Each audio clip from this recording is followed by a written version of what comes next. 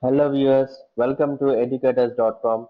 In the previous session, we have discussed about application components of Android. In this session, we are going to discuss about how to set the environment for Android and what are the software requirements and hardware requirements.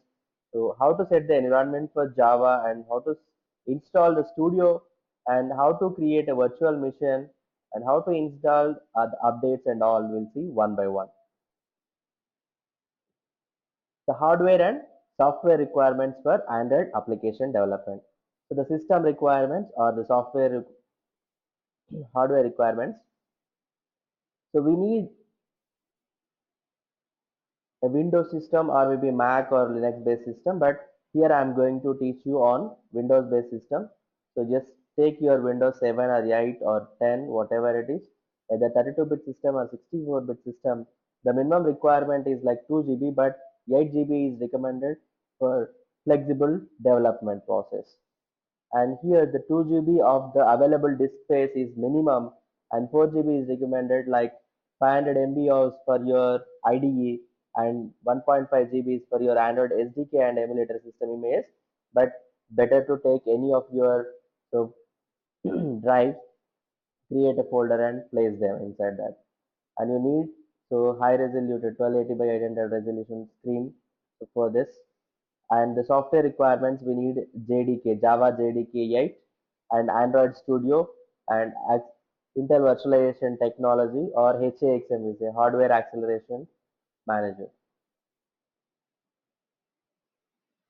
So now let us see setting up the environment for Java. So go to oracle.com. In your downloads, you'll find the latest version of Java JDK and just download it from that and install the Java on your system. So now let us see how to set the environment for Java. So after installing Java on the system, so go to desktop and right click on the My Computer icon. So you will see the properties from the context menu. So then click on the advanced system settings link and go to your environment variables in the section system variable. You just give your path and class path values. If they are already available, just click on edit and change the values. Finally click on OK button. So just click on OK in your remaining windows as well. The path value will be like this: C drive, program files, Java, JDK, the version and your bin. So here usually we place semicolon at the end, but probably if you try to set the environment Java previously, so to override all the values which are available in the cache or whatever, just add dot semicolon which will override. The same way for class path till lib you find out. To set the environment for Java, we have seen the process. Now let us see how do we do practically. Go to your control panel, find system. Inside that you'll find advanced system settings. Click on this. It will open a new window. Go to advanced tab and at the bottom you'll find environment variables. Go to this environment variables. So there are already values are available for us, path and class path. Assume if these are not available, then click on new button, or if you are editing, just click on edit button. Assume that I am trying to do it for first time. Just click on new button, give your variable name as path. So this is not a case sensitive, you can give so the mix of upper and lower case. The variable value will be from your Java directory. So go to C drive, program files. Inside that, find a folder called Java. So go to JDK, not JRE, go to JDK. And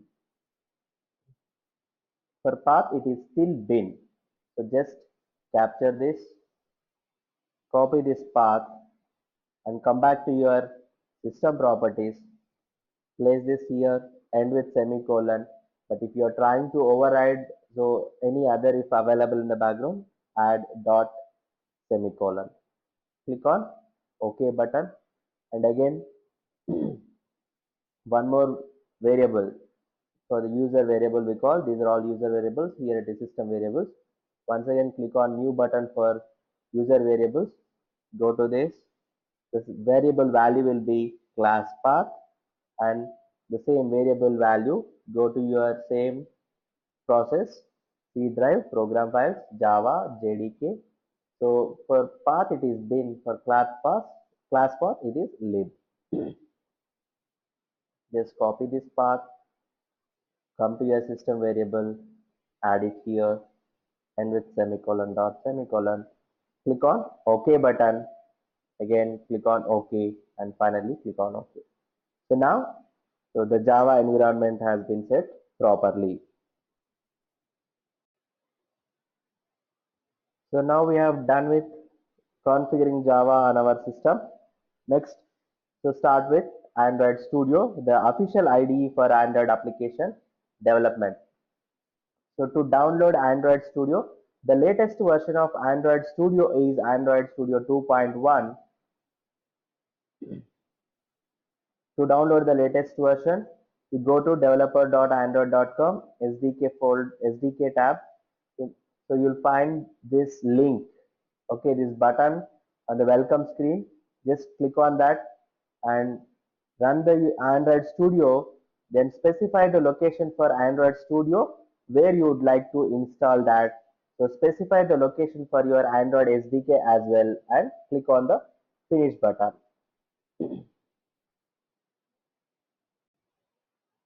So go to developer.android.com. So you'll find a link, download the Android Studio and SDK tools. Click on this. So you'll find this Android official IDE for your Android development. Click on this download button. You'll agree the terms and condition.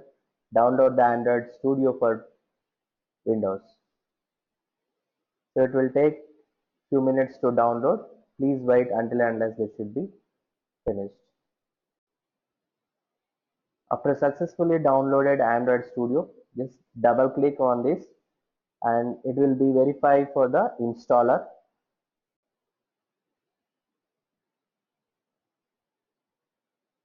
So it is about to launch. Here I have given SDK path where all of our SDK tools are going to be placed here. After successful installation process of Android Studio, you will get a small window to populate our Android Studio. So you can observe the status here. It is launching. So it will take few minutes to launch Android Studio. You should wait until unless it loads properly. It is about to done. You can see the status of the progression.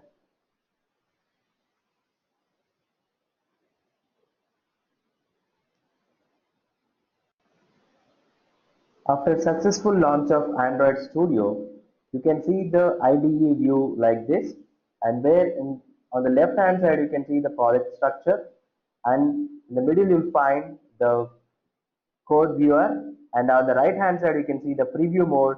So whatever the changes you made in your UI design of immediately, so you can see how does it looks like on the device. And at the bottom you'll find Android monitor. You can see the application progress, and your logs, everything will be visible over here at the logcat. So this is how we'll set the Android Studio on a Windows machine.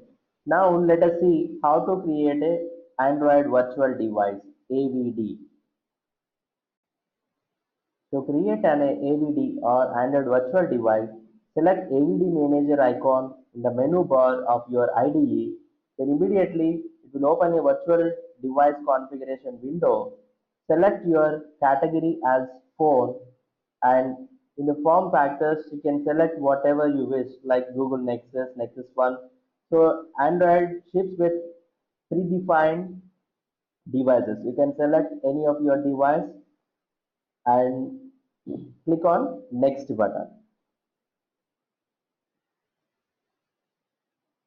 So in the next window, so it will show you against which API level you are expecting this particular device to be selected, and now choose your system image like Marshmallow and what is your API level, whether it is an x86 image or maybe anything else. So the target is Android 6.0 with Google API, and so. These are all the recommended which are available. So with your the corresponding versions, Marshmallow, Lollipop, KitKat, and even if there is anything else, it will be there. For the fast response, we use x86 images. So verify your configuration page. So when it appears, you can see the virtual device configuration here. So on the left hand side, so please make sure that whether you have selected this device or not, and the hardware features like what is height and width and how many inch screen. And even at this point, if you want to change, click on change button, you can change it.